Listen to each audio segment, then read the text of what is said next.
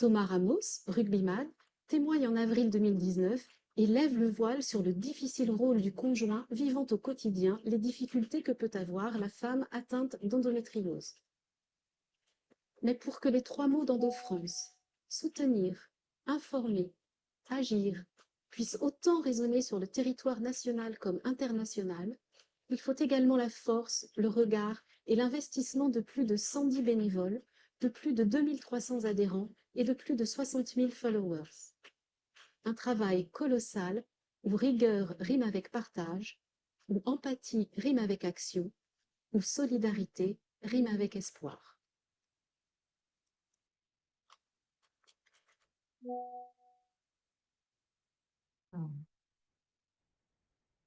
Je vais maintenant partager mon fichier.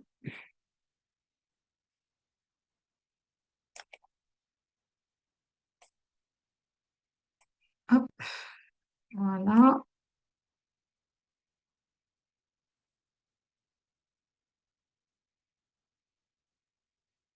Est-ce que vous voyez bien mon écran quand je défile? Oui. Oui. Ok.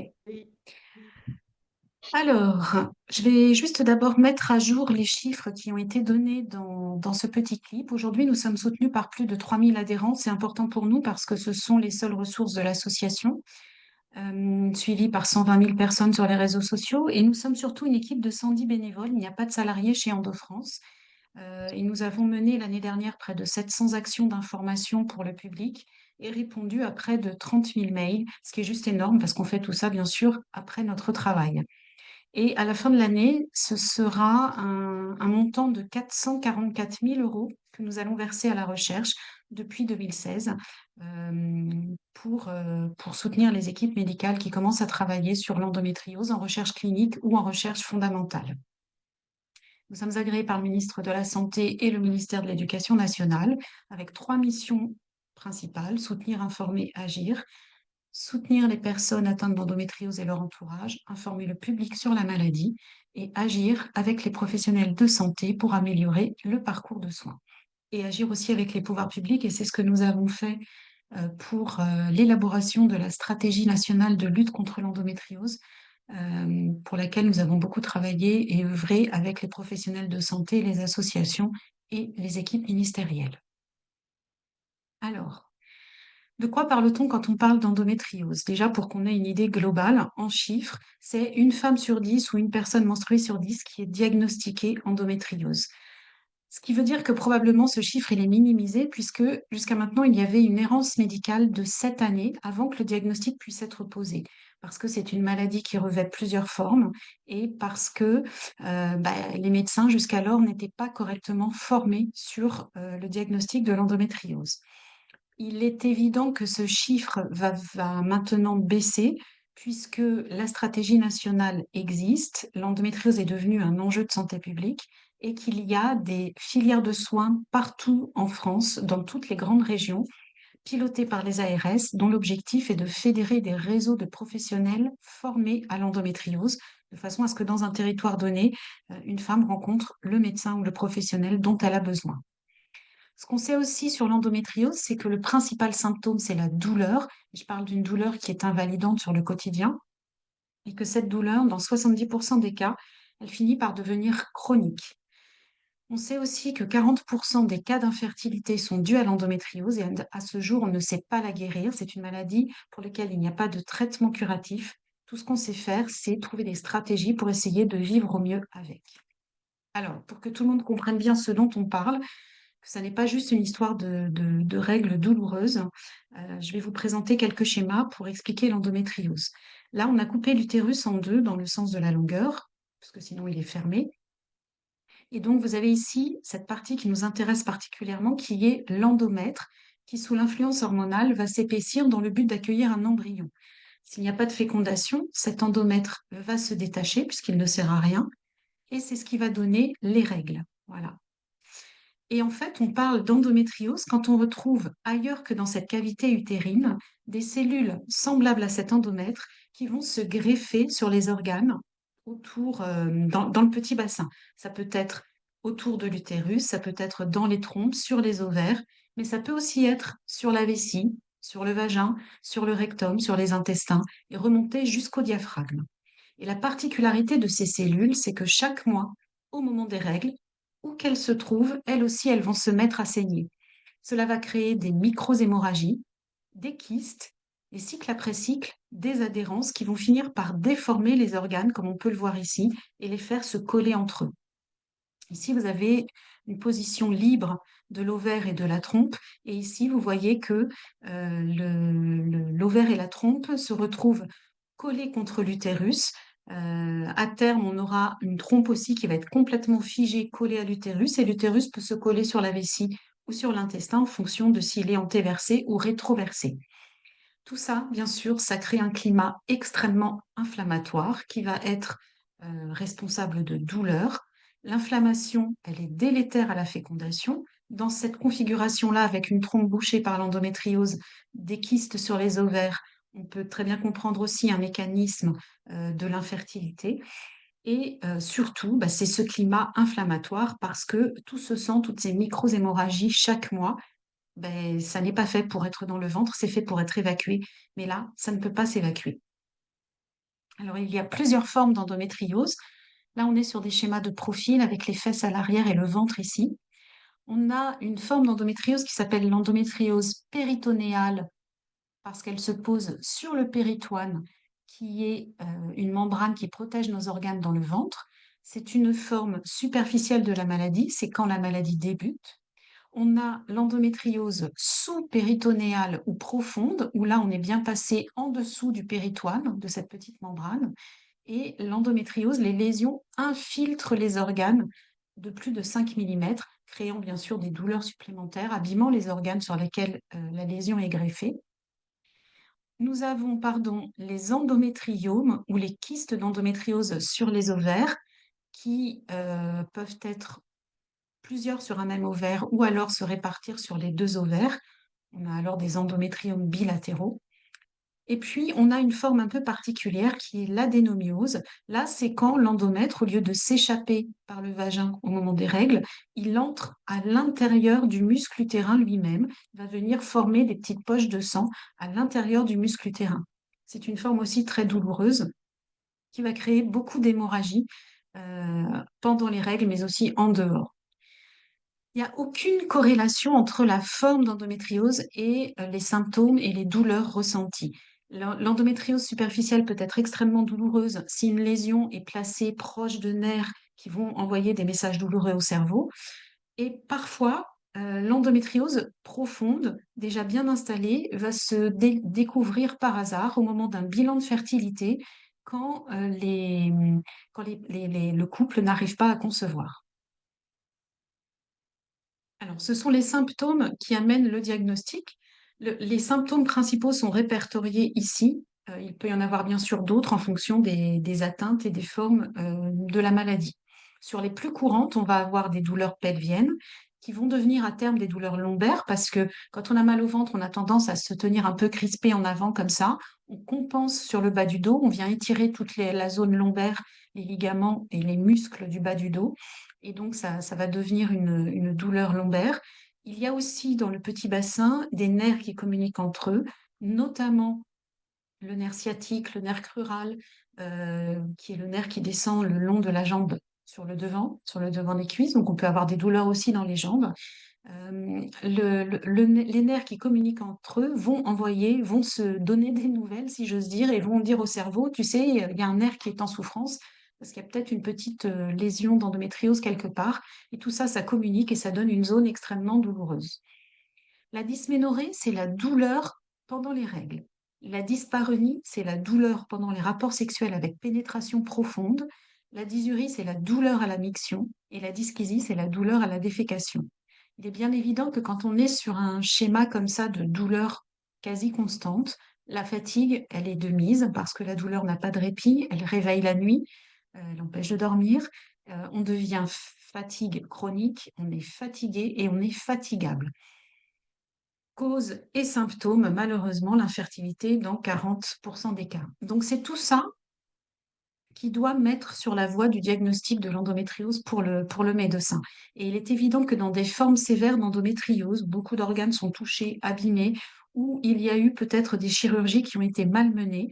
Les symptômes constituent un véritable handicap invisible pour les personnes qui sont touchées sévèrement par la maladie. Donc, en interrogeant sa patiente, le médecin doit penser à l'endométriose. Il va l'interroger sur ses symptômes, bien sûr, mais sur l'intensité des douleurs, la fréquence des douleurs, les médicaments que l'on prend pour se soulager. Il est évident que si l'on prend un paracétamol ou un antispasmodique et que la douleur cède, il n'y a pas lieu de s'inquiéter. On peut être dans un schéma normal de douleur. En revanche, quand ça résiste à ces premiers antalgiques, qu'on est obligé de prendre des anti-inflammatoires de plus en plus souvent, parfois de la morphine avec tous les effets secondaires qui peuvent en découler, eh bien là, on n'est plus dans une douleur normale. Quand il va penser à l'interrogatoire, pardon, quand il va penser à l'endométriose, le médecin va confirmer ou infirmer son diagnostic par l'imagerie. En première intention, ce qui est recommandé par la Haute Autorité de Santé, c'est l'échographie, si possible, endovaginale, donc avec une sonde que l'on met dans le vagin, qui va permettre de s'approcher au plus près des organes et donc au plus près des potentielles lésions. On voit très bien certaines lésions à l'échographie si l'opérateur, si le radiologue est formé à rechercher l'endométriose. Quand on trouve par exemple des kystes sur les ovaires, des kystes d'endométriose sur les ovaires, on va demander en deuxième intention une IRM. Pourquoi seulement en deuxième intention l'IRM? Parce qu'elle ne va pas montrer l'endométriose péritonéale ou l'endométriose superficielle, celle qui se positionne sur la membrane qui protège nos organes dans le ventre. Celle-là, les lésions sont trop petites pour être visibles. Ça ne veut pas dire qu'elle n'est pas là. C'est pour ça que c'est important d'avoir affaire à un médecin qui connaît la maladie. En revanche, l'IRM sera très performante en deuxième intention quand on a des kystes sur les ovaires, parce qu'on sait que dans 80% des cas, il y a une lésion profonde associée qu'il va falloir aller chercher. Et là, l'IRM, elle est performante parce qu'elle va montrer les déformations des organes causées par les lésions, elle va montrer les lésions la zone fibreuse et cicatricielle que ça va former sur les organes. Alors, quelle est la prise en charge face à tout ça?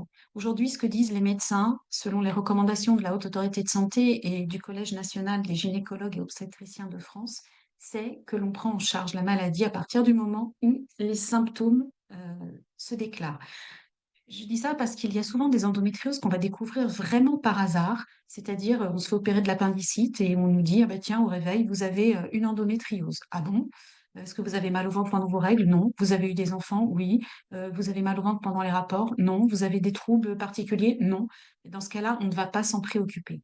En revanche, dès lors qu'on atteint des seuils de douleur importants, là, il faut chercher et il faut trouver ce que c'est et surtout, il faut préserver la qualité de vie. C'est pour ça que ce que dit la Haute Autorité de Santé, c'est que la prise en charge de l'endométriose aujourd'hui, c'est une alliance thérapeutique entre les traitements médicamenteux, qu'ils soient antalgiques ou hormonaux, la chirurgie et les soins de support.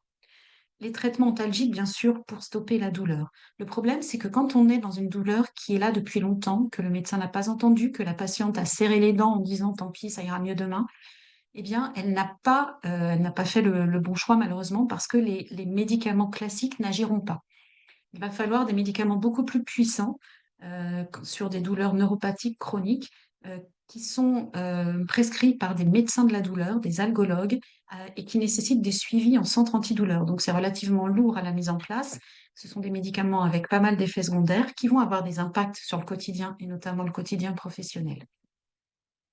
Le traitement de base, recommandé toujours par la Haute Autorité de Santé et les experts, il est hormonal. Pourquoi hormonal? Parce qu'on a vu tout à l'heure que ce sont des cellules semblables à l'endomètre qui saignent chaque mois ou qu'elles se trouvent sur les organes au moment des règles.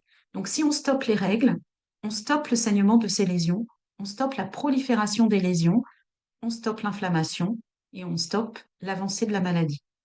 On sait que dans un tiers des cas, la maladie va se stabiliser grâce à ce traitement hormonal et que même si on arrêtait le traitement au bout de quelques mois, ça irait.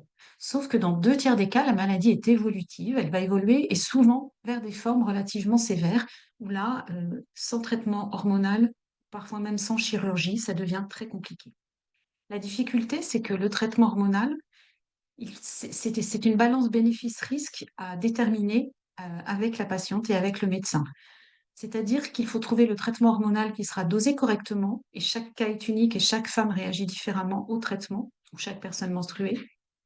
Et il va falloir trouver la balance bénéfice-risque, c'est-à-dire le moins d'effets secondaires possible et le meilleur effet curatif attendu. Et parfois, c'est très compliqué. Il faut essayer 3, 4, 5, 6 pilules avant de trouver celle qui nous convient bien. Donc, le traitement de base, stopper les règles, on enchaîne les plaquettes de pilules pour ne plus avoir de règles. Ça n'est pas de la ménopause, c'est juste une mise en aménorrhée. On empêche que les ovaires disent à la muqueuse, c'est l'heure de gonfler pour une fécondation éventuelle, ou alors il n'y a pas eu de fécondation, tu peux saigner et faire les règles. Un traitement, il met entre 3 et 4 mois à agir. On sait au bout de 3 ou 4 mois s'il est ou s'il sera efficace. Il y a beaucoup d'échecs de traitement et dans ce cas-là, c'est la chirurgie qui intervient. La chirurgie de l'endométriose, elle peut être très complexe. C'est parfois intervenir dans de la dentelle et chercher une aiguille dans une botte de foin, notamment quand on a des atteintes sur la vessie, sur les organes fonctionnels comme la vessie, le rectum. Ça peut être des chirurgies extrêmement délicates parce qu'on risque d'abîmer ces organes. Il y a des jeunes femmes de 30 ans dont la vessie est totalement fichue parce que le geste chirurgical a été mal mené et que elle est obligée, sa vessie ne fonctionne plus, elle est obligée de se sonder à vie pour pouvoir faire pipi. Ça, malheureusement, ça arrive encore de moins en moins maintenant que les médecins sont formés, mais c'était pour vous dire aussi que ça constitue du handicap invisible et une difficulté et une douleur quotidienne pour les personnes chez qui ça arrive. On a la même chose côté intestinal, avec des poches pour recueillir les selles qui parfois sont transitoires, heureusement, mais quand la chirurgie a été un peu loupée, bah, c'est malheureusement aussi des poches pour la vie. Autour de tout ça, ce qui est très important, je le disais tout à l'heure, c'est préserver la qualité de vie et permettre une vie quasi normale malgré l'endométriose. Eh bien, c'est la place des soins de support, la médecine complémentaire, tout ce qui va être ostéopathie, acupuncture, yoga, relaxation à base de sophrologie ou hypnose, tout ce qui va être kinésithérapie par des kinés formés en pelvie-périnéologie. Tout ça, ça peut aider à gérer les douleurs au quotidien, à mieux vivre les douleurs et éviter aussi d'avoir des traitements antalgiques trop forts. Quand on les interroge, pardon, quand on les interroge sur ce qu'elles ressentent, ce qu'elles vivent avec la maladie, voilà les mots qu'utilisent les personnes. Elles vont parler d'incompréhension. Alors déjà pour elles, on ne comprend pas la maladie, mais en plus les médecins aussi ont du mal à la comprendre. Aujourd'hui, on ne sait toujours pas quelle est l'origine de la maladie. Il y a plusieurs théories qui existent pour l'expliquer. Probablement que chez une même personne, il y a plusieurs théories qui entrent en jeu, mais on ne sait pas dire vraiment d'où vient l'endométriose. Et c'est une maladie invisible, donc très difficile à comprendre pour l'entourage. Il faut sortir aussi des idées reçues de bah, t'as mal pendant tes règles, ok, ça va passer. Non, ça va bien plus loin que ça. C'est une maladie qui conduit à l'absentéisme, qu'il soit scolaire pour les plus jeunes, professionnel pour les autres, qui va amener des difficultés dans le travail en raison de tout ce qu'on a déjà évoqué, et notamment de la douleur en particulier, des chirurgies qui peuvent être multiples, des traitements. C'est une maladie qui va isoler face à l'incompréhension de l'entourage et qui peut conduire jusqu'à la dépression. Pour illustrer tout ça, je vous propose de regarder une vidéo, un clip vidéo qui s'appelle Toi mon endo et qui vraiment pardon, qui vraiment va, je vais y arriver, illustrer tout ce que vit une patiente atteinte d'endométriose dans son quotidien. Alors, je vais recommencer le partage pour la vidéo et je vous laisse me dire si vous avez... Qu'est-ce qu'aurait été ma vie sans toi? Je vais la remettre. Je me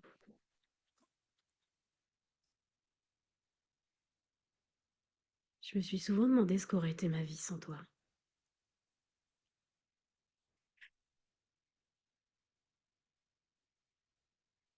Aurais-je été moins fatiguée, moins cernée, moins blanche, moins inquiète? Ça, carrément. Foutez-moi. Non mais vous croyez que je planifie mes heures? Foutre que les clous dans votre lit, là, le week-end. Ce qui m'intéresse, Aurais-je gardé mon emploi, travaillé différemment ou mieux gagné ma vie? Aurais-je été autrement si tu n'avais pas été là? Vous avez une endométriose. Une simple phrase à 60 € pour expliquer ces heures sans sommeil, ces mois d'angoisse et ces futures années de souffrance. Avais-tu prévu ton coup lors de mes premières règles? Et dans tous ces moments où tu m'as broyé le ventre, tordu le visage et déchiré le dos?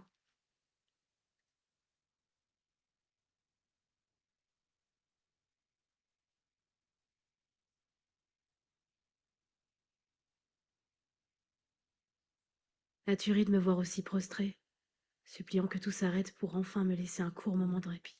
Ça va pas. Pas du tout. Mais ça vient de lâcher. Une brutalité de chaque mois devenue quotidienne, où parfois même je ne touchais plus terre. Combien de temps pour aller mieux? Combien de médecins, de discours, de traitements, d'hôpitaux? Faut trouver. La douleur, c'est dans votre tête. Non mais en fait, vous comprenez pas, je suis en train de vous expliquer un vrai problème. Toute cette errance pour enfin te reconnaître et essayer de t'arrêter. Tapis dans l'ombre, tu sais être vicieuse, dans l'attente d'une toute petite faille.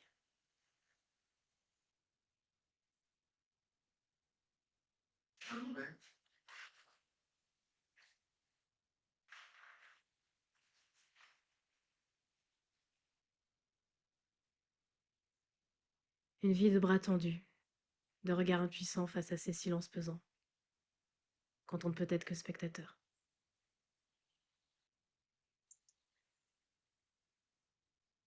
Combien de choix à faire même dans le simple fait de boire ou de manger?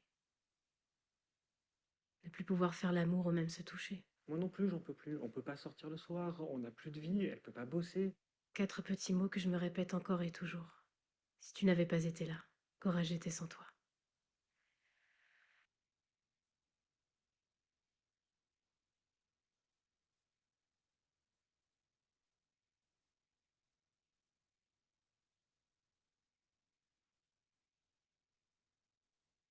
Aurais-je eu des enfants?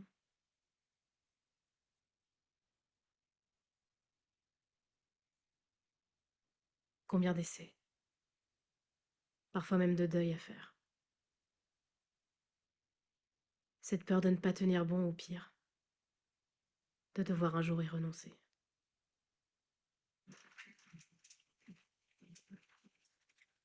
Mais parce que je suis forte et que je te fais peur à toi aussi. Parce que je suis une femme sur 10, résistante, souriante, qui se demanderait presque comment tu aurais pu faire ta vie sans moi. Toi, mon Andon, mon amère compagne.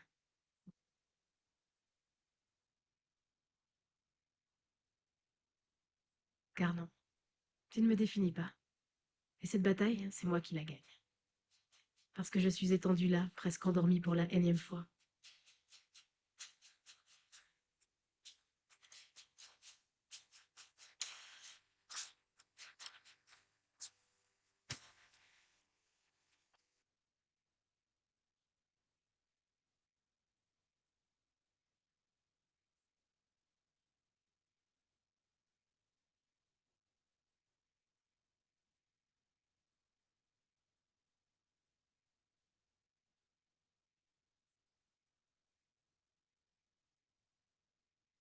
Parce que je suis celle qui aura tout simplement appris à vivre à tes côtés. Ou mieux, sans toi.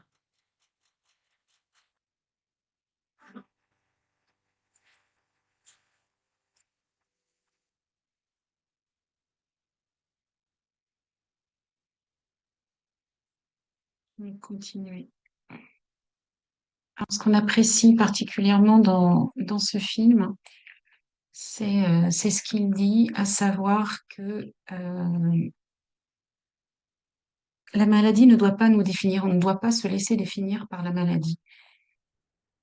Je vais quand même, tiens, vous présenter deux autres clips rapidement, euh, qui ont justement été faits par Aesio et que je trouve très bien pour sensibiliser à la fois les managers mais les collègues. Il faut juste que je les retrouve.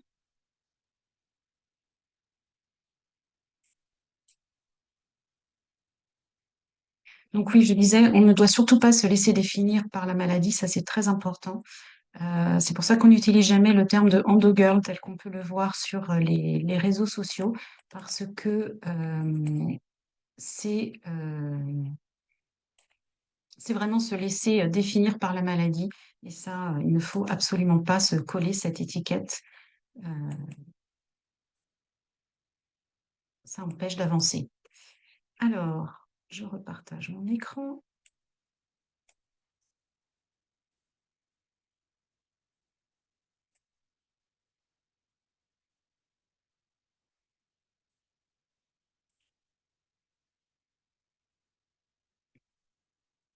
Et voilà.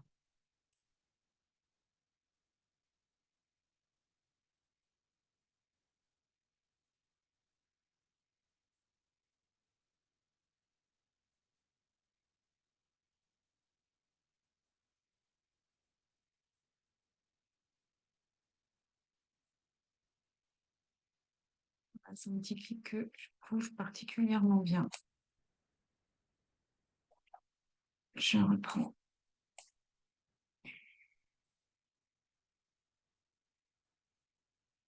Alors, venons-en sur l'impact sur la vie professionnelle.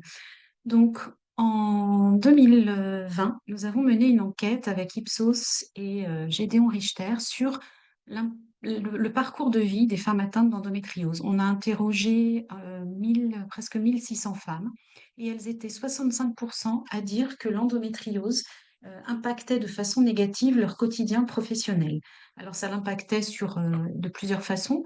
Le plus important, c'était pour 62% d'entre elles une difficulté de concentration, une altération des capacités à se concentrer au travail, une difficulté à se lever le matin pour 62%, et malgré ça, avec une perte de motivation forcément pour aller travailler pour 56%, et malgré ça, elles étaient, on va dire, 32% à aller au travail malgré les douleurs. Et elles ressentaient pour 58% d'entre elles un stress accru au travail. Est-ce que le traitement va marcher? Est-ce que je vais avoir une hémorragie? Est-ce que ça va aller? Est-ce que ma douleur va augmenter? Voilà, un stress accru dans 58% des cas. Ensuite, on a fait une deuxième enquête avec une sociologue et le Centre d'études de l'emploi et du travail qui a interrogé 1700 femmes cette fois. Et là, c'était vraiment sur les symptômes de la maladie et comment ces symptômes étaient présents sur le quotidien professionnel. On a parlé de la concentration, bien évidemment, de la motivation pour aller au travail. Il y avait aussi des choses liées à la position. Si on était toute la journée debout, si on était assise aussi, ça pouvait être très compliqué, surtout s'il y avait eu des opérations, parce que la position assise va faire réagir certaines cicatrices. Le fait, bien sûr, de la fatigue et de la fatigue chronique. On a un sommeil qui n'est absolument pas réparateur. Les effets secondaires des médicaments. Alors, certaines évoquent des migraines. Il y a aussi un des effets secondaires qui est assez courant dans l'endométriose avec les traitements, c'est la prise de poids. Ça va venir impacter l'image que l'on a de soi, la confiance en soi, et tout ça, ça va rejaillir forcément le manque de confiance sur le travail. On va douter, et c'est le regard de l'autre aussi, tout ce que ça va nous renvoyer à travers le regard de l'autre qui va être difficile à gérer. Il y a l'incompréhension des autres, il y a des traitements qui vont rendre irritable. On a parlé des difficultés pour se rendre au travail, bien sûr, mais il y a l'absentéisme aussi. Il peut être de deux ordres. Il y a l'absentéisme qui est prévu parce qu'on a une chirurgie qui arrive et qu'on va le prévoir avec l'équipe ou avec son employeur. Et puis, il y a la chirurgie, l'absence qui arrive de façon inopinée parce que le matin, la douleur est telle qu'on ne peut pas mettre un pied par terre. Euh, voilà, alors, je vais illustrer la douleur quand même de l'endométriose pour essayer de vous la faire comprendre. Pour celles qui ont accouché et accouché sans péridurale, au plus haut des contractions, ça, c'est la douleur de l'endométriose. Et pour les hommes qui ont des calculs rénaux, des coliques néphrétiques, et ben là, on est dans la crise liée à l'endométriose. Donc, vous voyez, c'est pas non plus une petite douleur qui va passer comme ça. Et quand elle est là, contrairement à un accouchement où on a du répit parce que les contractions s'arrêtent un peu et ensuite ça repart, ben là, elle est là non-stop et pour plusieurs heures d'affilée. Et ça fatigue énormément, c'est hyper douloureux et on ne peut rien faire, vraiment.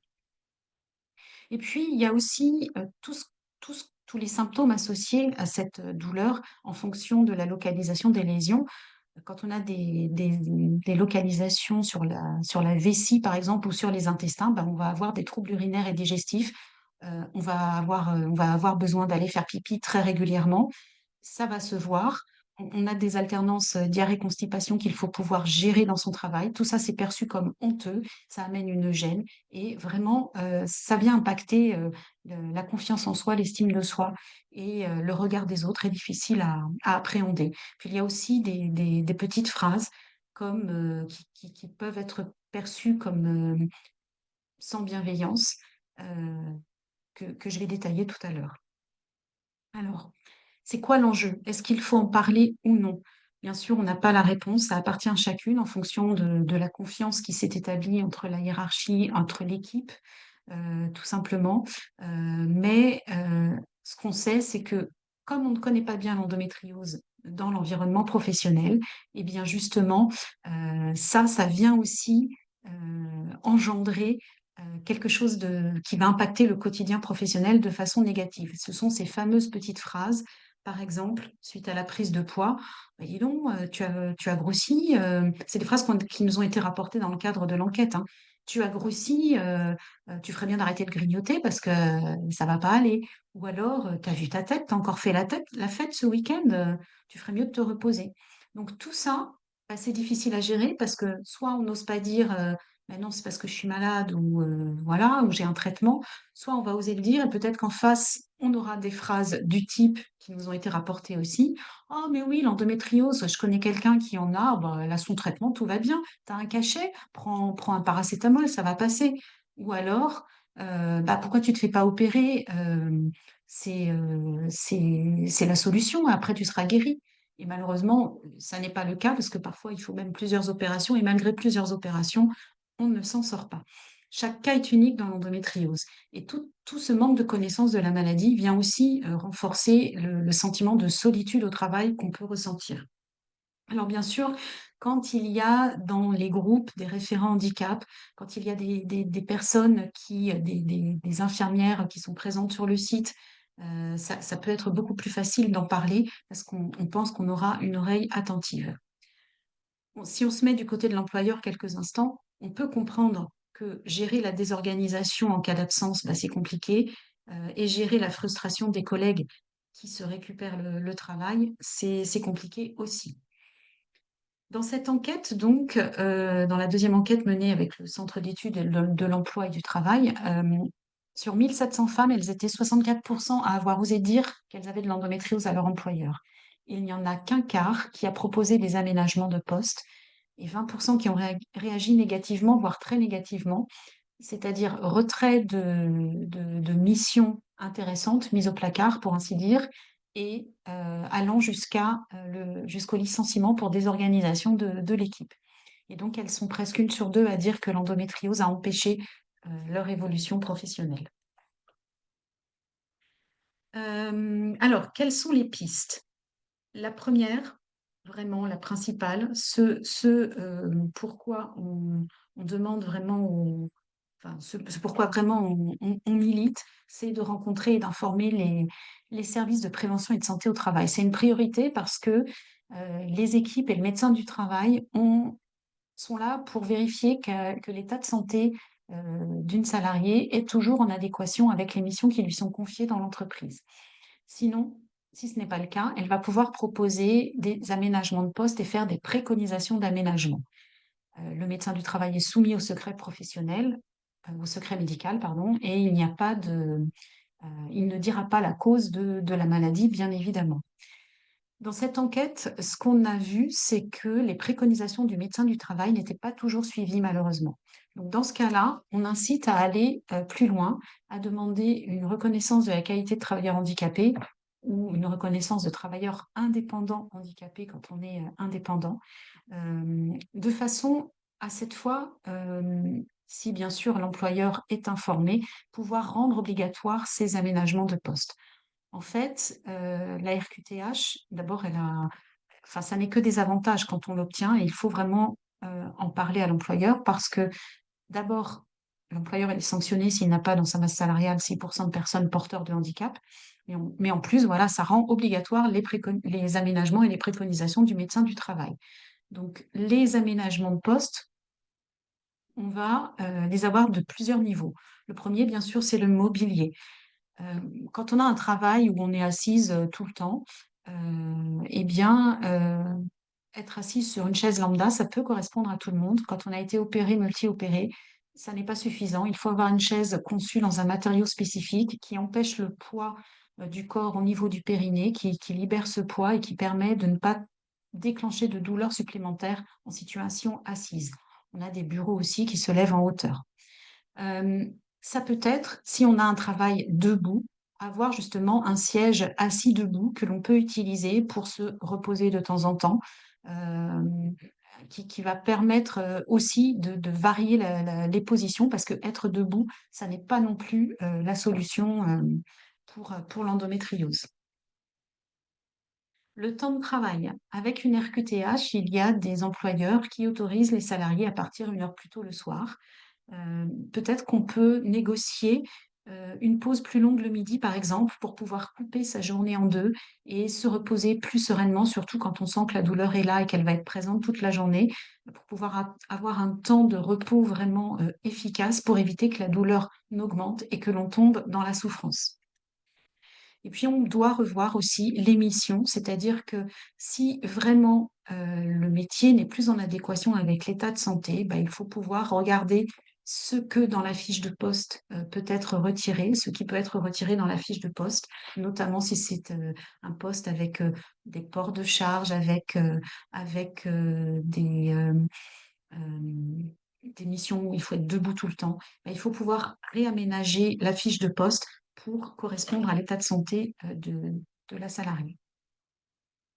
On peut demander un temps partiel thérapeutique aussi au médecin du travail et bien sûr à son médecin traitant. Les deux vont intervenir en même temps. Et le temps partiel thérapeutique, il est intéressant dans deux cas de figure. Le premier, c'est quand il y a un traitement spécifique. Dans certains cas d'endométriose, il y a des traitements qui se font sous hospitalisation, sous perfusion. Donc, on a besoin d'avoir du temps pour pouvoir se rendre au rendez-vous à l'hôpital et pouvoir aussi accepter le traitement plus facilement. Quand ce n'est pas des traitements qui sont donnés à l'hôpital, ce sont des traitements qui peuvent être très lourds avec des effets secondaires importants dans les premières semaines, le temps que l'organisme s'habitue. Et dans ce cas, bah, c'est bien d'avoir un temps partiel parce que ça permet bah, de se prendre en soin, de prendre ce nouveau traitement et de pouvoir concilier le travail. Et après une chirurgie, bien sûr, où là, ça permet bah, de revenir dans le travail, de remettre un pied à l'étrier dans le monde du travail et de continuer à laisser son corps se reposer.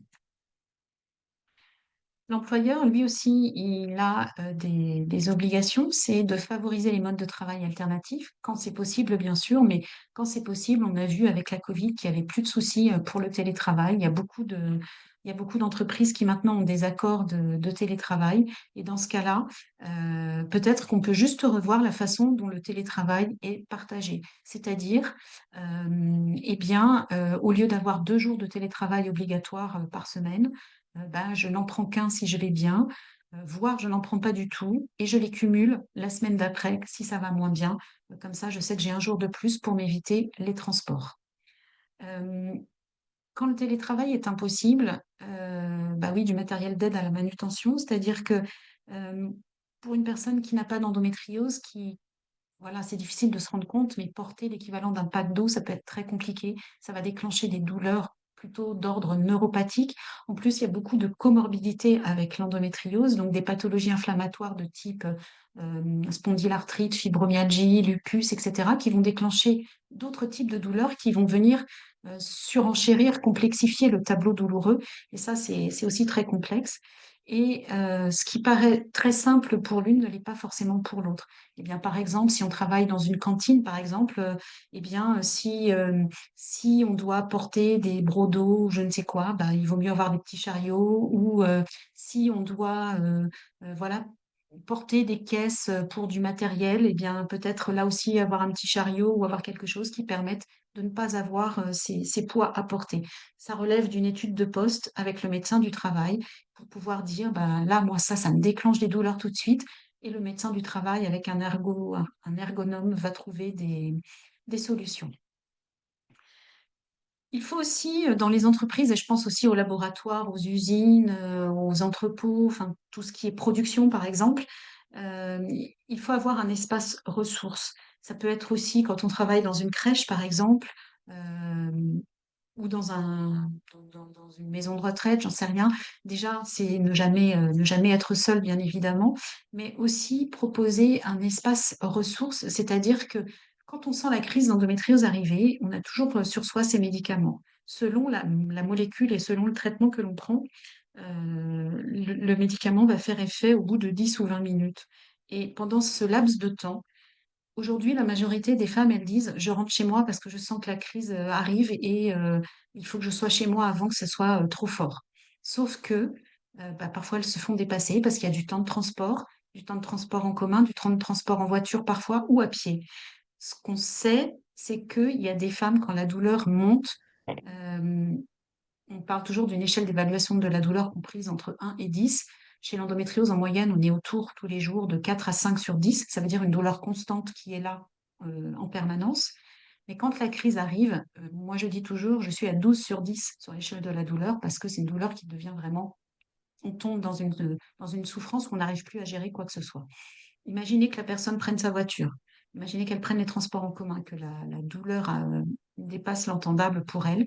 Il y a souvent des femmes qui finissent par s'évanouir. Ça va créer un suraccident. Donc il faut éviter qu'elles rentrent chez elles. Il faut leur proposer un espace avec un fauteuil, un micro-ondes, une bouilloire, non pas pour la poster, mais pour chauffer une bouillotte en fonction de ce qu'on a, et pouvoir prendre son médicament, se mettre une bouillotte sur le ventre. C'est notre meilleur ami, la bouillotte. Ça va faire redescendre la douleur et surtout, ça va laisser le temps au médicament d'agir et on ne sera pas dans le stress et dans l'angoisse de dire est-ce que je vais arriver chez moi avant que la crise soit vraiment trop forte. Et ça évite, pour l'employeur, c'est intéressant parce que ça évite que ça devienne un accident de trajet. Après, il faut pouvoir proposer la mobilité interne, trouver un autre poste dans l'organisation qui permettent d'être en adéquation avec l'état de santé de la personne. Et là, ça va nécessiter un reclassement et donc une formation à la clé pour lui permettre d'acquérir de nouvelles compétences. Vous le savez sûrement, quand il y a une RQTH à la clé, il y a des sociétés qui ont pour mission de financer, de trouver et de financer, que ce soit les formations, le mobilier, mais aussi quand on se rend compte que l'état de santé nécessite peut-être un demi-poste en plus pour compenser les potentielles absences ou la baisse de productivité de la personne atteinte d'endométriose, il finance ce demi-poste qui va venir aider et être présent. Donc ça permet aussi un stress en moins pour la personne de se dire, bon, bah, si jamais je suis pas là, je sais qu'il y a quelqu'un qui va pouvoir prendre ma place ce matin parce que ce matin, je peux vraiment pas aller travailler. Et puis, bien évidemment, favoriser l'inclusion et la diversité. Ça, c'est ce que l'on fait, sensibilisation dans les entreprises depuis 5 ans maintenant, pour justement alerter les salariés, les managers sur la difficulté que représente vivre au quotidien avec l'endométriose. Il y a aussi des solutions techniques, j'ai oublié, pardon, dans le matériel d'aide à la manutention. Ça peut être tout simplement du technique spécifique pour les personnes atteintes d'endométriose. Par exemple, bah, c'est difficile, on aimerait bien avoir sa bouillotte, mais ça veut dire avoir une main sur le ventre pour tenir la bouillotte et on n'a plus qu'une main de libre. Selon ce qu'on fait comme métier, ça peut être compliqué. Et dans ce cas-là, il existe c'est pouvoir peut-être mettre à disposition du matériel de ce type. Il existe des ceintures bouillottes qui permettent du coup d'attacher la bouillotte et de pouvoir continuer à travailler. Et ça fait du bien parce que ça détend le muscle de l'utérus qui va contracter un petit peu moins fort et ça permet de continuer à travailler. Euh, c'est aussi, par exemple, on sait que ça fonctionne très bien sur les douleurs et notamment les douleurs chroniques, la neurostimulation transcutanée. Il y a aujourd'hui des appareils, des petits appareils qu'on appelle des TENS, hein. On colle des électrodes sur la zone douloureuse, on envoie des impulsions électriques. L'objectif, c'est de tourner le message douloureux de la transmission au cerveau, donc du nerf au cerveau. On détourne l'attention du nerf qui ne va pas transmettre son message douloureux au cerveau. Et il y a des patchs qui sont totalement invisibles, sans fil. Il suffit de se les mettre. On se met son petit programme d'impulsion électrique, de neurostimulation. Ça permet de couper la douleur et de continuer à travailler. Et ça, c'est du matériel que l'on peut proposer aux personnes atteintes d'endométriose, surtout par exemple quand elles sont sur des métiers, je pense à la coiffure par exemple, où c'est difficile de rentrer chez soi, ou si on a un salon de coiffure et qu'on est obligé d'accueillir ses clients si on ne veut pas perdre de chiffre d'affaires, ou voilà, eh bien ça permet de faire contre mauvaise fortune bon cœur. Une personne sur 5 souffre de maladies chroniques dans l'entreprise, quelle que soit la maladie, du diabète à l'endométriose, en passant par l'hypertension, en passant par toutes sortes de maladies, les cancers, etc. Donc il est grand temps que l'entreprise trouve des solutions pour aider toutes ces personnes. Dans le cadre du deuxième pilotage interministériel de la stratégie nationale de lutte contre l'endométriose, les ministères s'étaient engagés à agir, le ministère de l'Emploi notamment s'était engagé à agir en faveur des personnes atteintes d'endométriose. J'ai été auditionnée en 2023, donc l'année dernière, il y a tout juste un an, par la Direction générale du travail. Notre entretien a abouti à l'élaboration de 2 documents qui sont diffusés par l'Agence nationale de l'amélioration des conditions de travail. Le premier, c'est une affiche qui dit: une femme sur 10 est atteinte d'endométriose, donc votre entreprise, elle est concernée. Potentiellement, voilà, quand il y a, même dans les petites entreprises, dès lors qu'il y a 10 personnes, il y en a au moins une qui est concernée par l'endométriose. Le deuxième, c'est un guide endométriose et travail, comprendre et agir. Il est à destination des managers, des ressources humaines, de la direction de l'entreprise. Il présente la pathologie et il présente tous les leviers qui peuvent être actionnés pour permettre d'accueillir dans les bonnes conditions une potentielle salariée atteinte d'endométriose. Voilà. Pour terminer, je vous présente quelques ressources que vous allez retrouver sur notre site internet.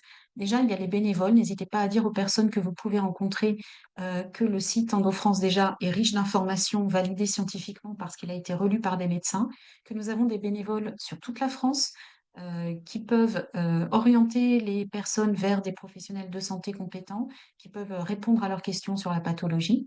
Et puis, nous avons des ressources à télécharger.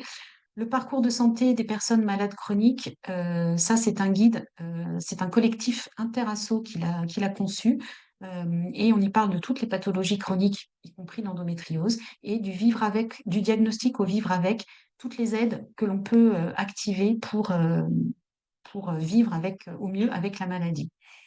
Vous allez retrouver la synthèse que je vous ai présentée en Endovie sur le parcours des femmes souffrant d'endométriose. Le livre blanc Endométriose et emploi, dont beaucoup d'informations servent de support et se retrouvent dans notre sensibilisation. Et puis le dernier né, c'est Endo Travail. C'est un serious game, un jeu qui lève les tabous sur l'endométriose au travail. Et c'est une façon pédagogique, informative, mais aussi ludique, d'en apprendre plus sur l'endométriose. Il y a plein de pop-up informatifs. Ça a été lu et corrigé par un médecin du travail, par une avocate en droit du travail. Et ça permet de se mettre dans la peau de Catherine qui est atteinte d'endométriose, qui va recevoir un texto le matin au travail, rappel IRM à 16 heures. Ça fait 8 mois qu'elle a pris le rendez-vous. Et dans le même temps, un mail de son manager qui lui dit: réunion importante dans mon bureau à 16 heures. Qu'est-ce qu'elle va privilégier? En fonction des deux, on va voir l'impact que ça aura sur sa santé ou sur son évolution professionnelle, la réaction de son manager, la réaction du médecin du travail quand il est sollicité, etc. Il y a plusieurs scénarios qui sont implémentés. Et ça, c'est vraiment une façon ludique d'aborder les choses dans l'entreprise pour faire comprendre l'impact de la maladie. Et pour aller plus loin sur l'endométriose, Idées reçues sur l'endométriose, c'est un livre co-rédigé avec des médecins qui fait le point sur les principales idées reçues que l'on peut avoir sur la maladie, comme par exemple la grossesse guérit l'endométriose. Il y a l'endométriose de Clara, c'est un format BD qui est destiné avant tout aux jeunes, mais on se rend compte que il est basé sur des témoignages réels et on se rend compte que l'entourage qui le lit comprend mieux et plus facilement ce qu'est la maladie et porte un autre regard du coup sur la personne qui est atteinte et qu'elle va accompagner, que ce soit une amie, une sœur, une maman, une fille. Il y a des affiches aussi qu'on met à la disposition des entreprises. J'ai très mal au ventre quand j'ai mes règles, j'ai parfois des saignements avant mes règles. On part des symptômes parce que tout le monde ne sait pas ce qu'est l'endométriose. Et quand on évoque les symptômes, elles peuvent se reconnaître et là se dire, mince, il faut que je fasse quelque chose. Ça n'est pas normal, contrairement à ce que j'ai entendu dire. Et peut-être que je devrais aller voir un médecin. Voilà. Et maintenant, je réponds à vos questions. Yasmine, merci beaucoup. Merci infiniment pour ton intervention. Elle était vraiment complète. Je rajouterais peut-être un petit point.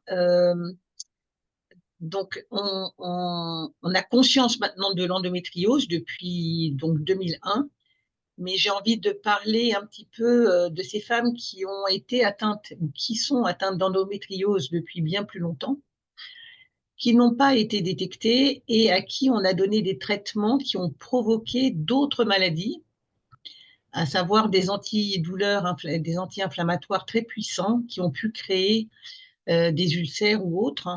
Tout ça parce qu'en fait, à la base, il y a avant 2001 ou même en 1980, l'endométriose était quelque chose qui n'était pas du tout connu et par les médecins et surtout par les femmes. Et quand tu signales que une douleur d'endométriose équivaut à un accouchement sans péridurale, bon, ben écoutez, moi j'ai accouché sans péridurale, hein, voilà, et en fait c'est vrai que on se rend compte que les douleurs sont exactement à peu près les mêmes, à quelque chose près. Donc bon voilà, moi maintenant c'est fini et je suis tranquille et je suis contente, hein, mais c'est vrai que beaucoup de femmes de mon âge ou même un peu plus jeunes n'ont pas été diagnostiquées et ont toute leur vie ont subi euh, ces douleurs sans vraiment de traitement approprié, mais surtout en créant des douleurs connexes et des maladies connexes en fait. Voilà. Donc il y a toute une génération qui a été Oui. abandonnée. Donc c'est un superbe travail voilà je trouve de faire connaître la maladie, que les femmes sachent que la douleur en tout cas, les très fortes douleurs, ça n'est pas quelque chose de normal, que c'est pas dans la tête. Donc, merci beaucoup pour ça. Et puis, j'espère que, en tout cas, que les autres personnes qui sont sur le webinaire entendent la même chose que moi. Et puis, je laisse la place, bien sûr. S'il y a des questions, je pense qu'on peut les poser comme ça parce qu'on n'est pas hyper Oui. nombreux. Si on respecte à peu près chacun, si des gens veulent lever peut-être la main avant de prendre la parole, et puis à ce moment-là, Yasmine donnera si vous avez des questions ou des choses à dire ou En des a- questions. En attendant la prochaine question, je vais rebondir sur ce que tu as dit, ce qui est très juste. Euh, L'association a été créée en 2001. À partir de 2005, on a commencé à solliciter les pouvoirs publics pour leur dire que la formation médicale sur l'endométriose n'était pas adaptée. Et il aura fallu attendre 2020, donc 2005-2020, pour que l'endométriose intègre les études médicales de second cycle. Et ça y est, les nouveaux livres pour les internes sont sortis, les livres de gynécologie. Et avec un médecin, on avait beaucoup travaillé sur des questions de l'internat pour qu'ils apprennent vraiment l'endométriose, que ce ne soit pas une option. Il y a 10 pages qui sont consacrées dans ce livre à l'endométriose et il y a des questions pour les épreuves classantes nationales. Donc, ils sont obligés d'apprendre l'endométriose. Et ça, c'est, je pense, pour moi, la plus belle victoire. Oui, Yann Olivier. Oui, bonjour, excusez-moi, j'ai une question. Est-ce qu'un dossier, du coup, RQTH ou MDPH, peut aller jusqu'à la capacité de travailler? Alors, on va d'abord regarder s'il y a des aménagements de postes qui sont possibles ou des reclassements dans des postes qui vont mieux convenir à l'état de santé. Mais effectivement, si ça n'est pas, si l'état de santé se détériore sans arrêt, ça peut aller sur une invalidité, oui. D'accord. Et une personne qui ne travaille pas de base, par exemple, et qui fait un dossier MDPH, jusqu'où ça peut Mhm. aller ce dossier, en fait? C'est aussi ça ma question. Alors, si elle ne travaille pas, si elle a une RQTH, ça peut aussi l'aider à trouver un travail, parce que comme je disais tout à l'heure, il y a des employeurs qui sont à la recherche de ce quota de 6% pour ne pas être sanctionnés financièrement parlant. Euh, Ça peut lui ouvrir la porte d'emploi, sous réserve bien sûr que ce soit que ce soit compatible avec son état de santé. Euh, Après, ça n'est pas, enfin, la RQTH ne va pas garantir financièrement quelque chose. D'accord, oui, ça veut dire que ça peut pas faire une rente à hauteur de Non. 80%. Normalement, c'est à partir de ce stade-là qu'il y a quelque chose, je crois. Oh, alors, en fait, la RQTH, non. Il faut, alors, auprès de la MDPH, il faut solliciter à ce moment-là une allocation d'adulte handicapé. Ouais. C'est la MDPH qui, en fonction du dossier, va l'attribuer ou non. Et ça, c'est possible du coup. Oui, c'est possible, et comme c'est possible, si la personne, malgré plusieurs reclassements, n'arrive pas à travailler à cause de son état de santé, elle sera mise en invalidité, et auquel cas, là, elle aura bien sûr une pension d'invalidité. Après, en fonction de, euh, il y a plusieurs catégories dans la pension d'invalidité. Tout ça, ça va dépendre du dossier, de ce qu'elle est capable de faire ou pas du tout, si elle peut travailler encore un petit peu à côté ou pas. D'accord, merci beaucoup. De rien.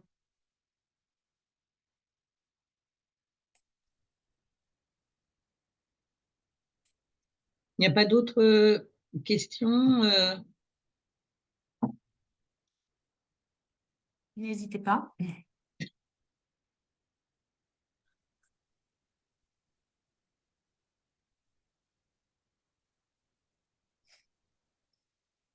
Du coup, vu que personne, je peux reposer une autre question. Bon.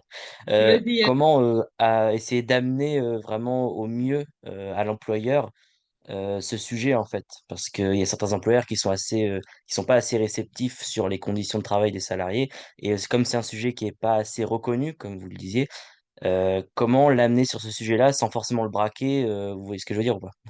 Mm, mm. Je pense que c'est... Alors, s'il y a des référents handicap, des ressources humaines, il faut passer par les ressources humaines et les référents handicap, ou s'il y a un infirmier sur site selon l'activité de l'entreprise. Sinon, il faut aller, j'allais dire, toucher la corde sensible. Une femme sur 10, ça veut dire qu'il en connaît forcément une autour de lui, que ce Ouais. soit dans sa sphère amicale, familiale, personnelle. Et forcément, s'il a plus de 10 salariés femmes dans l'entreprise, il y en a au moins une qui est concernée. Et c'est devenu un enjeu de santé publique. Il y a une stratégie nationale qui a été annoncée par le président de la République. Donc aujourd'hui, on ne peut pas, je dirais, fermer les yeux. Alors je sais que ça existe encore, hein, malheureusement, des employeurs qui ne sont pas à l'écoute. Mais il faut, la meilleure façon, c'est de la sensibilisation, encore une fois. Il faut, si vous connaissez une salariée dans une entreprise qui a le cran d'aller voir les ressources humaines, de le dire et de dire on peut mettre en place une sensibilisation par Endo-France, etc., c'est encore le meilleur moyen. Il y a de plus en plus d'entreprises qui me font intervenir pour leur comité de direction, pour pour leur chef d'équipe, pour leur management, de plus en plus. Donc, c'est qu'il y a vraiment quelque chose qui est en train de changer. D'accord. Donc moi, par exemple, en tant que DS dans mon entreprise, je pourrais très bien demander est-ce que Endo-France agisse au sein de mon entreprise. Oui, tout à D'accord. fait, tout à fait. Ah ouais, c'est bon à savoir. Merci. De rien. Oui, moi j'aurais une question. Qu'en Oui. est-il des médecins du travail? Est-ce qu'ils sont vraiment formés et comment ils peuvent intervenir? Parce que je me pose des questions quand même sur les médecins du travail. Ouais. Alors, ils sont quand même Merci. aujourd'hui de plus en plus sensibilisés parce qu'il y a eu il y a eu des notes d'information. La CNAM a mis en place des formations pour les médecins conseils de la CPAM, mais aussi pour les médecins du travail. Le seul problème, c'est que c'est sur la base du volontariat, je crois. Donc, si on n'a pas envie d'en entendre parler, on n'en entendra pas. Euh, je crois que si vous avez un doute sur un médecin du travail, bah, c'est encore pareil. Ça m'est arrivé aussi de faire des sensibilisations euh, et d'inviter ce médecin du travail ou l'infirmière ou voilà qui intervient dans l'entreprise. Euh, je suis intervenue sur une entreprise il y a quelque temps. Le médecin du travail était là et les référents handicap qui organisaient l'entreprise m'avaient dit, bon, vous allez voir, il est un peu spécial. Et en fait, il est venu vers moi, il m'a dit, bonjour, je connais rien à l'endométriose, j'écoute et je vous dirai. Et en fait, bah, il a posé des questions et puis finalement, il a dit, d'accord, je comprends mieux. Ouais, bon, effectivement, il faut les aider. Voilà. Donc finalement, c'est encore une fois, il y a la sensibilisation, sortir des idées reçues et les inviter tout simplement à ce type de sensibilisation. Oui, parce qu'ils sont, merci, hein, mais ils sont très réfractaires déjà sur certaines reconnaissances d'handicap. Et c'est vrai que ce genre d'handicap, comme il est méconnu et qu'ils ont peut-être pas Mm. forcément la formation, ça m'inquiète un peu pour ces femmes qui souffrent et Ouais, voilà, faire valoir leurs droits, c'est un peu difficile, en fait. En tout cas, ouais. merci. Ben, merci à vous. Je sais que c'est compliqué et je pense que c'est aussi malheureusement générationnel parce que il y a voilà en 2001 on parlait pas d'endométriose jusqu'en 2010 c'était très compliqué d'aborder la question de l'endométriose pour nous association. Euh, et les médecins formés à cette époque-là ben, ne l'étaient pas tout simplement. Ils partaient du principe qu'avoir mal au ventre pendant ses règles c'était normal et qu'une femme bah, était une douillette ou une chochotte et que c'était dans sa tête. Et aujourd'hui, les jeunes médecins sont quand même plus à l'écoute, mais effectivement, si on a affaire à un médecin du travail d'une autre génération, ça peut être compliqué, ouais. Et je me permets Merci. je voulais répondre à Yann par rapport à comment aborder, donc même si Yasmine a répondu, en fait, ce qu'il faut mettre aussi dans la balance, c'est que une femme qui est atteinte d'endométriose, il y a derrière de l'absentéisme. C'est inévitable. C'est-à-dire que même si la personne n'est pas diagnostiquée, les douleurs sont tellement vives qu'en fait, soit on l'a vu, il y a une rupture dans la journée de travail puisque la personne, les douleurs sont tellement violentes qu'elle est obligée de s'arrêter 10 minutes, un quart d'heure, 20 minutes. Donc, on risque même de se retrouver en insuffisance professionnelle presque. En tout cas, si on doit rendre, en plus, quand il y a le stress, hein, on doit rendre un travail et qu'on est cadre, par exemple, et on a un travail à faire dans un temps limité et qu'on a ces douleurs, le stress rajoute en plus de la douleur à la douleur. Donc, Tout à fait. voilà, ce qu'il faut mettre en avant, c'est que à partir du moment où on a conscience qu'une femme sur 10 est atteinte d'endométriose, d'une façon ou d'une autre, dans tous les cas de figure, ce qui, je pense, en tout cas, indique qu'on a une endométriose, c'est que les douleurs que les femmes ont ne sont pas des douleurs normales. On l'a dit, sont des douleurs d'accouchement, en fait, sans péridurale. Donc, c'est quelque chose qui n'est pas normal. Et à partir de là, en fait, soit les femmes s'absentent, soit les femmes restent chez elles, mais elles ne peuvent pas travailler. Et il y a un fort absentéisme des femmes atteintes.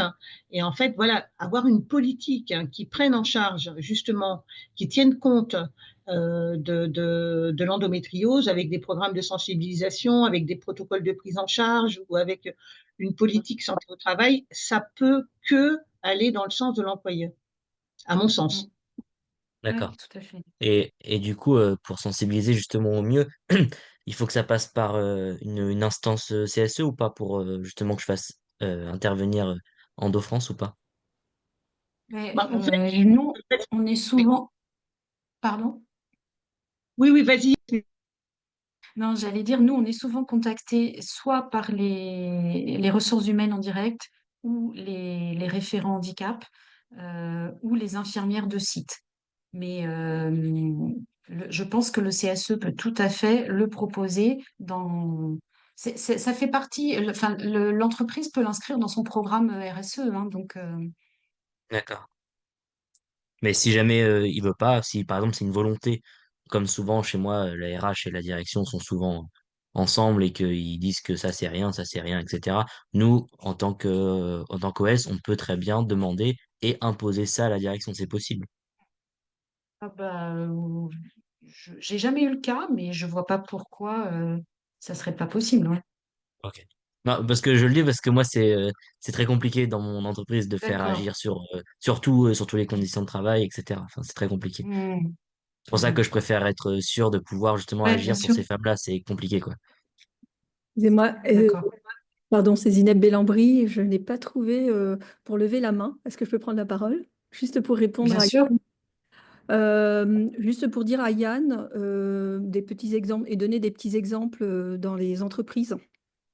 On a des entreprises qui ont réussi à faire signer un accord sur justement l'aspect endométriose et comment l'aborder au niveau de leur entreprise. Voilà, donc il y a un accord qui a été signé, notamment, je prends l'exemple de Bellambra.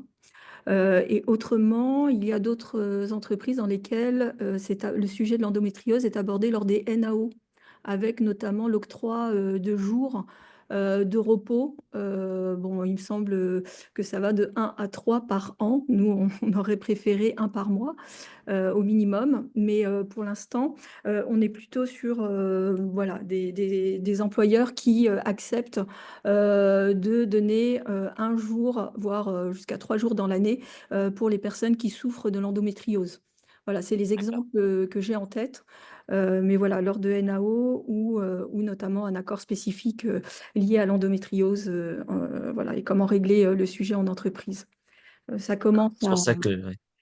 ouais, ça C'est pour ça que commence. je demandais, parce que, mine de rien, j'avais déjà proposé justement à mon dernier accord égalité homme-femme quelque chose pour l'endométriose sur des jours de congé. Parce que j'avais vu que justement l'Espagne faisait ça, et on m'a dit non, mais vous rigolez, quoi.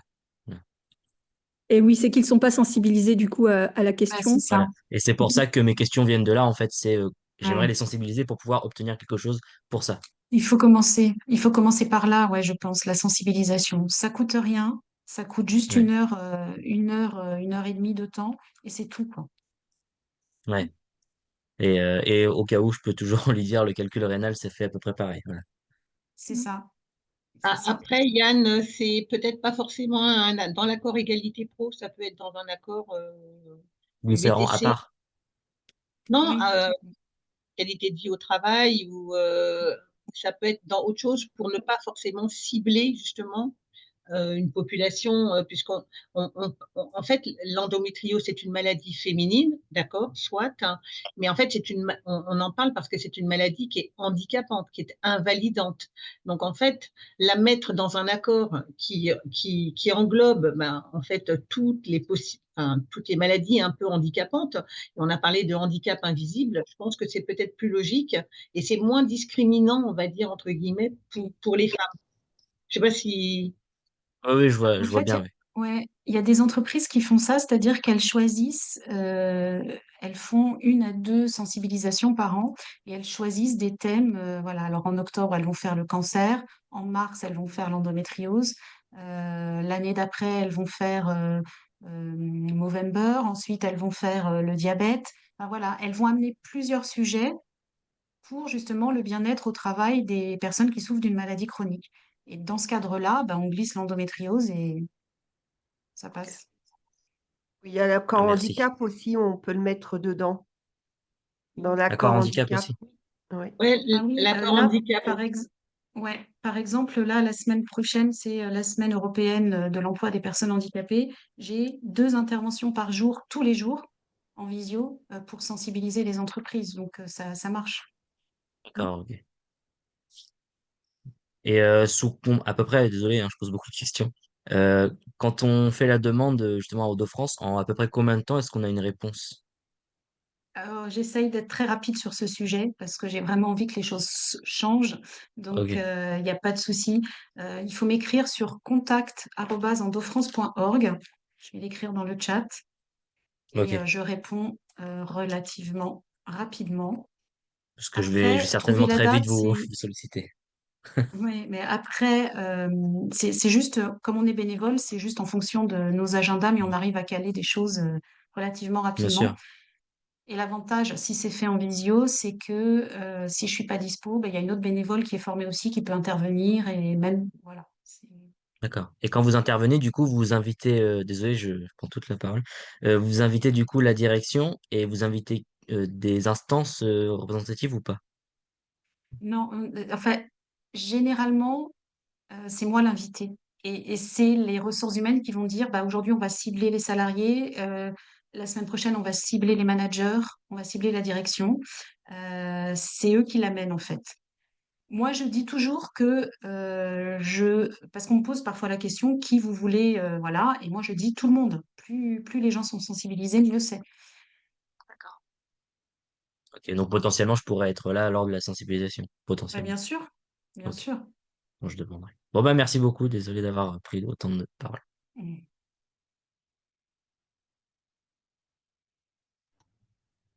Non, merci Yann de poser toutes ces questions. C'est justement le sujet intéresse.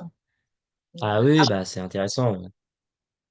C'est voilà, intéressant après, parce que c'est pas assez reconnu. Et puis, il y a beaucoup de gens qui sont touchés et qui osent pas le dire forcément. Donc, c'est C'est énorme. ça, c'est ça. Et c'est vrai qu'il y a aussi un truc tout simple, hein, c'est justement les affiches. Un jour, moi, j'ai eu un infirmier en santé au travail qui était là dans la sensibilisation et qui me dit, mais moi, je suis un homme. Comment voulez-vous qu'une femme vienne me parler de son endométriose et de ses difficultés?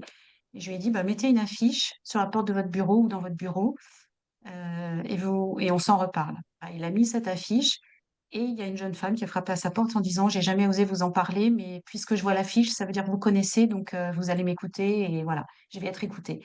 Et ça a fonctionné. Donc il y a ça aussi, hein. Ouais, déjà, le fait de montrer qu'on s'intéresse et qu'on peut écouter, Ouais, déjà, ça ouvre des portes, déjà. exactement. Et puis, bah, si l'Agence nationale pour l'amélioration des conditions de travail a créé ce guide et cette affiche, il faut peut-être les commander, c'est gratuit. Les laisser traîner sur le bureau de la direction, comme ça, par hasard. Sur le site Et voilà. d'Anto-France, c'est ça? Non, sur le site de l'ANACT directement, celle-ci. Ouais, ok. Ah oui, c'est ce qu'on a vu tout à l'heure, ok. Ouais, c'est ça. Et en fait, voilà, c'est une bonne idée aussi. Et puis, il faut pas oublier que bah, l'endométriose, oui, c'est une maladie féminine, gynécologique au départ, mais derrière les femmes, il y a des hommes, il y a des papas, il y a des frères, il y a des maris. Et eux aussi sont impactés par cette maladie parce que c'est une maladie de couple, c'est une maladie qui se vit en famille quand il y a une famille. C'est une maladie qui est difficile, qui a des retentissements sur l'autre. Et quand l'autre est aidant, parce que, il y a des formes relativement sévères, il faut conduire à l'hôpital, il faut aller rechercher après la chirurgie, ça vient aussi bousculer son planning professionnel à lui, hein. S'il doit s'occuper des enfants pendant que madame est à l'hôpital, bah, ça va bousculer son quotidien aussi. Donc les hommes sont concernés aussi. Vu qu'on n'est pas beaucoup, je peux le dire, hein, moi, c'est pour ça que je suis autant intéressé, c'est que moi, bon, j'ai une fille et ma femme, elle a un cas d'endométriose très, très avancé, quoi. Donc, c'est, voilà, Mm. Donc, à c'est pas évident, double quoi. enjeu. Oui, Ouais. oui, surtout que, enfin, l'hérédité n'est pas prouvée à 100%, mais on sait qu'une maman qui a de l'endométriose a 6 à 8 fois plus de risques de le transmettre à sa fille. Ouais. Mm. Et c'est pour ça que je pose autant de questions, je pense. Mais vous avez raison. Mais c'est parce que je connais aussi beaucoup de personnes comme je suis Mm, élu du personnel, je connais aussi beaucoup de salariés qui en sont atteints et mm, j'ai pas envie qu'ils arrivent à ce stade-là et qu'ils mm, soient en invalidité ou complètement mm, handicapés au niveau professionnel. Enfin voilà, c'est mm, mm. C'est clair. merci.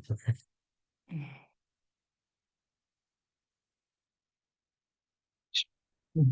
Yasmine, je pense qu'on arrive un peu à la fin de notre webinaire.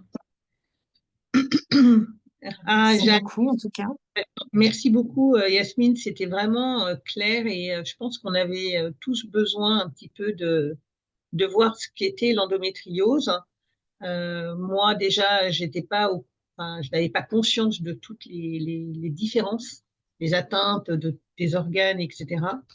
Et pourtant, je connais un peu le sujet, mais voilà, c'est vrai qu'il y a donc c'était important d'en parler. Et puis, je sais pas, en tout cas, très intéressant. Ça va nous permettre aussi de comment dire, de négocier, d'essayer de faire des accords dans les entreprises justement pour essayer de voir, enfin, en tout cas, d'essayer de trouver un positionnement par rapport à ça. Zineb a parlé d'un corps chez Bellambra. Il me semble qu'il y en a un autre chez Vacances Bleues, à ma connaissance, il me semble aussi. Euh, voilà, mais on est dans des branches qui sont plus ou moins, même si Bellambra ne l'est pas vraiment, mais c'est du tourisme social et familial. Mais après, il y a des métiers où, comme tu l'as dit, et très bien dit, dans la coiffure, des métiers où on est debout, où c'est vraiment très, très compliqué. Donc, Mm. en tout Tout à cas, fait. ça nous donne des arguments pour essayer de négocier quelque chose. Donc, je vois qu'Aurélie est là, donc je voulais voilà, peut-être laisser le mot un peu de la fin d'Aurélie, qui est vraiment sur le dossier, ou Janine, comme vous voulez. Voilà, ça y est, moi j'ai beaucoup parlé. Oui, bah déjà, merci pour cette intervention qui, je pense, et j'espère que cette visio sera vue et revue et re-revue, parce que c'est un sujet, je pense, sur lequel peu de gens sont en maîtrise. Et donc, faisons-le savoir autour de nous. Plus nous serons nombreux à en parler, plus le discours se démocratisera. Donc, ça facilitera aussi la libération de la parole autour de ça et ça décomplexera un certain nombre de situations. Bon, je pense que au regard de tout ce qui a été présenté, on mesure aussi l'enjeu syndical qu'il y a autour de ça, parce que notre rôle en tant que syndicaliste, c'est aussi d'ouvrir de nouveaux droits aux salariés. Et je pense que là, on a clairement un terrain sur lequel on peut aller chercher un certain nombre de dispositifs sans forcément, comme ça a été très bien expliqué d'ailleurs, aller dans des choses soit très compliquées, soit très onéreuses, mais on préfère à la CFDT plutôt la stratégie des petits pas et la garantie d'obtenir plutôt que de tenter quelque chose de très gros et que la direction en face ne soit pas forcément convaincue. Donc voilà, on a un sujet syndical sur lequel on peut s'investir et c'est très important parce que, comme je l'ai dit en préambule, les métiers des services sont des métiers pénibles physiquement avec une traumatologie qui est réelle parce que des métiers debout, parce qu'il y a de la manutention, parce qu'il y a... Enfin voilà, nos métiers sont très variés, hein, donc je ne vais pas rentrer dans l'explication, mais chaque petit pas qu'on pourra faire pour ces salariés EES concernés par l'endométriose, eh bien, sera une victoire syndicale. Et ce qui est très important, c'est que syndicalement, on partage nos réussites. Parce que c'est comme ça aussi qu'on va pouvoir obtenir et avancer et avoir des avancées de plus en plus concrètes. C'est aussi en partageant nos victoires syndicales de manière à ce que quand il y a une bonne pratique, eh bien, qu'on puisse la dupliquer et la faire connaître au plus grand nombre de militants de nos périmètres. Donc c'est parti, à vous de jouer et merci pour cette très belle présentation.